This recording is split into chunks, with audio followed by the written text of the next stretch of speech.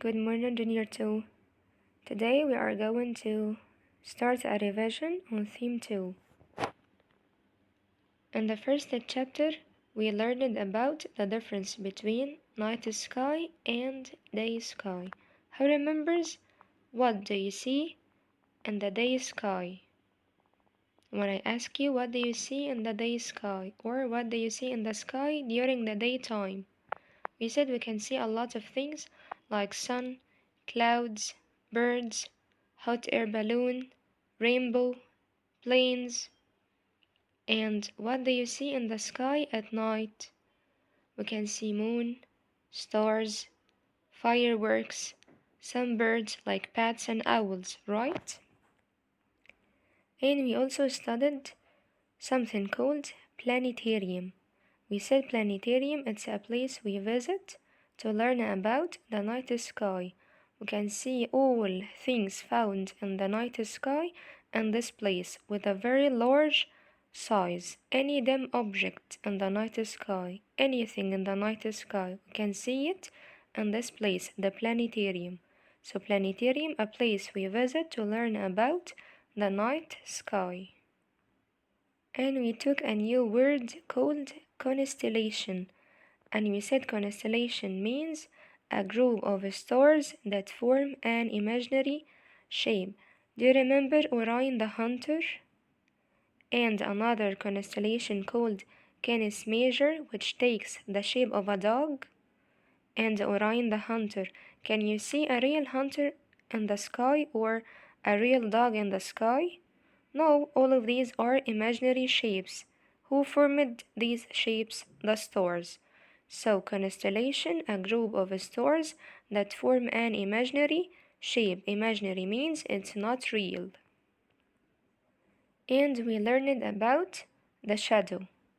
We said shadow, it's a dark space where the path of light is blocked by an object. Here we have a shadow of two little boys. Okay, it's a shadow, their shadow is on the ground. They blocked the light by their bodies. Okay, so the shadow of their bodies formed on the ground. So what is the meaning of shadow? It's a dark space where the path of light is blocked by an object. What do we need to form a shadow? We need three things. Number one, light source. Light source like the sun, lamp, or torch. Torch like in this picture. Okay? Number two, we need object. Why? To block the light. Number three, we need surface. Surface to see our shadow on it, like this wall or the ground. And we said our sun is a star like the stars we watch in the sky at night. But we asked ourselves why our sun looks much bigger than the stars. Why? We said because our sun is much closer to us than the stars. Do you remember this shape? This shape we call it galaxies. And we said galaxies consists of many stars. And we talked about a new tool or device called telescope. Who remembers telescope?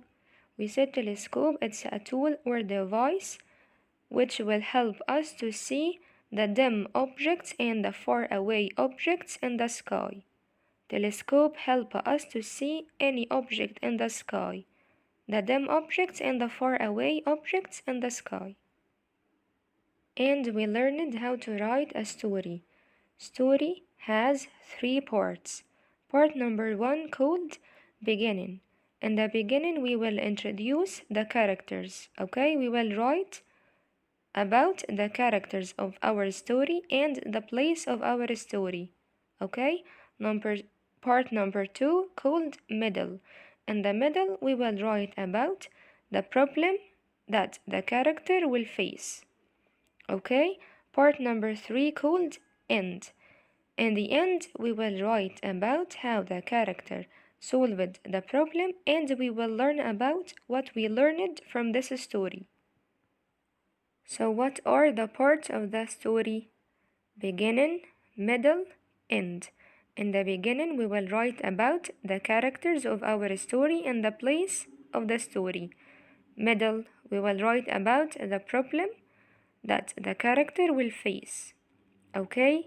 And we will write about how the character solved the problem and what we learned from this story. Okay? And we learned about the environment.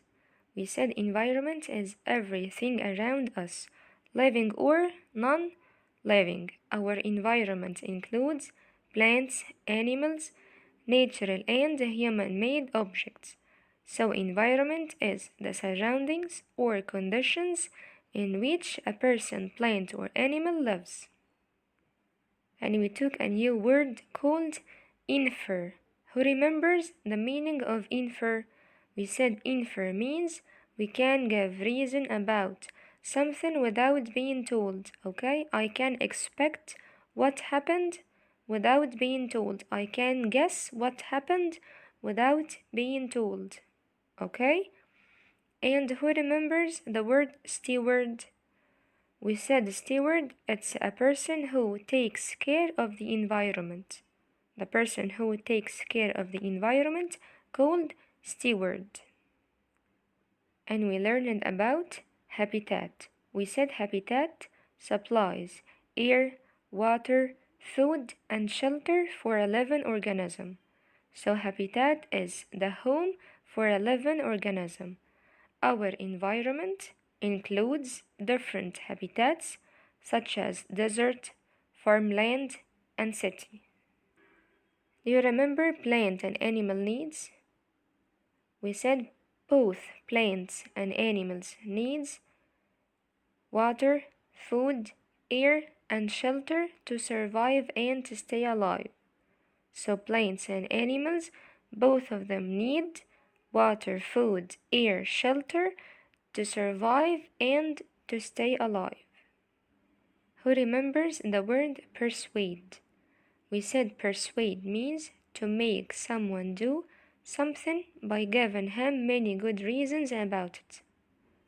For example, here we have a little girl and she doesn't want to eat the vegetables. So I will try to persuade her. Okay, I will persuade her to eat the vegetables. How? By giving her many good reasons about vegetables, by telling her the importance of vegetables, to make her eat it. Okay, I will tell her vegetables are very important for our health.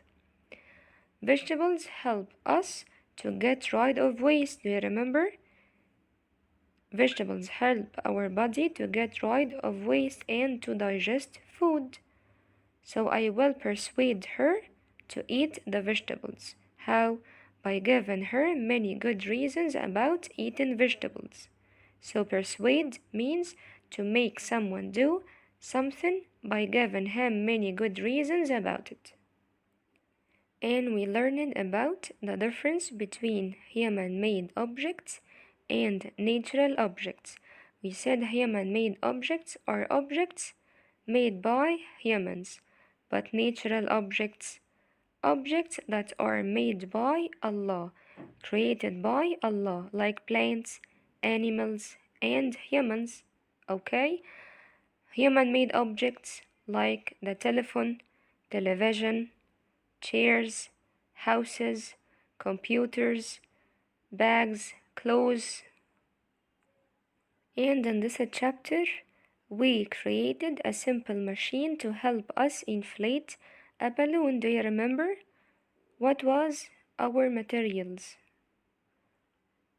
We said we need a plastic bottle and vinegar, and we said we use vinegar in cooking, and baking soda, and we said baking soda like the baking powder your mom used when she bake a cake.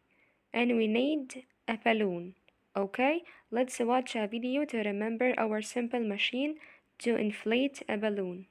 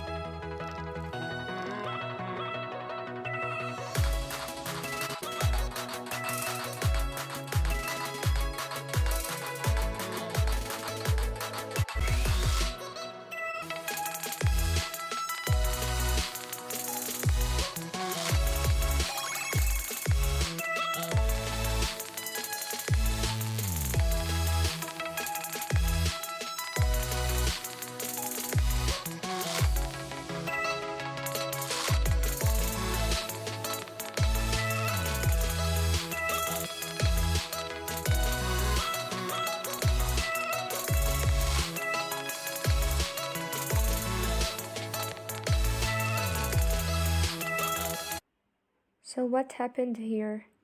When we put the baking soda on the vinegar, they will mix with each other and they will produce a gas. This gas will inflate the balloon. Okay, this is a simple machine to help us to inflate a balloon. And we said that we are surrounded by different types of materials. Okay, we took three types of materials: solid, liquid, and gas. Solid like ice, chair, door, desk, chocolate. Liquid, liquid like water, milk, oil, honey. Gas, gas like the air inside the balloon, and water vapor and smoke. We said solid materials are hard materials and take its own shape. What does take its own shape mean? For example, if I moved this chair from a place to another, does it change in shape or size? No, still the same chair. So this is the meaning of takes its own shape, okay? And we said there are hard material. They are hard materials. Liquid materials. Liquid materials take the shape of the container. What does take the shape of the container mean? For example, if I poured water in a bottle, it will take the shape of the bottle. And if I poured water in a cup, it will take the shape of the cup. So this is the meaning of liquid materials take the shape of the container. Okay? Gas materials. Gas, it's hard to see, like the air we breathe. Okay? Do you remember the meaning of properties? We said properties are things we observe by using our senses, or things we know by using our senses. For example, what do you observe by using the sense of sight? By using the sense of sight, I can identify, I can observe, I can know the color, shape, and size of an object. Color: red, blue, white. Shape: rounded, oval. Size: big or small. Okay, what do you observe by using the sense of hearing? I can identify sounds. If this sound is loud, quiet, or noisy. Okay, what do you observe by using the sense of smell? By using the sense of smell, I can identify odors. Odors like when you smell flowers or a sweet perfume. Okay? What do you observe by using the sense of touch? By using the sense of touch, I can identify the texture. Okay? If the thing in my hand is smooth, rough, wet, dry, hot, or cold. Okay? What do you observe by using the sense of taste? By using the sense of taste, I can identify the food. If the food is salty, sweet, sour, like the lemon. Okay? We learned about the three forms of water. Okay? Number one, solid, solid like ice. Number two, liquid, liquid like water. Number three, gas, which is the water vapor. So there are three forms of water: solid, liquid, gas. Solid like ice, liquid, water, gas, water, vapor. Okay, water, what kind of material is it? We said water, it's a liquid material, right? Okay, do you think water can be a solid? Yes, I can turn water into a solid. How? Water can be a solid if we freeze it, if we cool it down, if we put it in the freezer. Okay? So I can turn water into a solid. I can turn water into ice. How? By a process called freezing. Okay? So I can turn water from the liquid state into the solid by a process called freezing. I can turn water into ice. Okay, can you turn solid material into liquid material? Yes, I can turn a solid material into a liquid material. How? Solid like ice, liquid like water. Can you turn ice into water? Yes, I can turn the solid material, which is ice, into a liquid material, which is water. How? By a process called melting. Okay? By adding heat when you warm it up. So I can change the forms of water from liquid to solid by a process called freezing, or from a solid into liquid by a process called melting. We said that we live on Earth, the planet Earth, okay? And we said most of our planet Earth is covered with water, and we can see the three forms of water on our planet. How? I can see the liquid form of water, which is in oceans, lakes, and rivers. I can see the gas form of water, which is the water vapor. How? Clouds are made by the water vapor. The solid form of water in the ice, okay, or something called iceberg. What does iceberg means? It means the large pieces of ice in the oceans. We studied two types of water: fresh water and salty water. Fresh water found in rivers, lakes, and underground, and we can use it for drinking and watering plants. Salty water found in oceans and sea.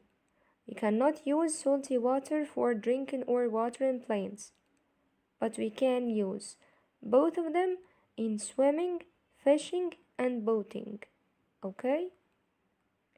We said that I can turn water into ice, right? By a process called freezing or cooling. Okay? When I turn water into ice, can I get it back? We said I can turn water into ice by a process called freezing. Okay, can I turn it back, the water? Yes, I can turn it back by a process called melting, by melting the ice. Okay? So we can reverse the changes of water. What does reverse mean? Reverse means that I can get it back. I turned water into ice, and I still can turn ice into water again by a process called melting, or by heating the ice. By warming up the ice, I can get the water back. And we learned about monuments of Egypt. Monuments like pyramids, sphinx. Who remembers what does monument mean? We said monument means a structure that honor a special person or important event in the history. Again, monument means a structure that honor a special person or important event in the history. And we learned about things that affect on a monument. We said there are three things that can affect on a monument. Number 1, heat. Number 2, wind. Number 3, rain.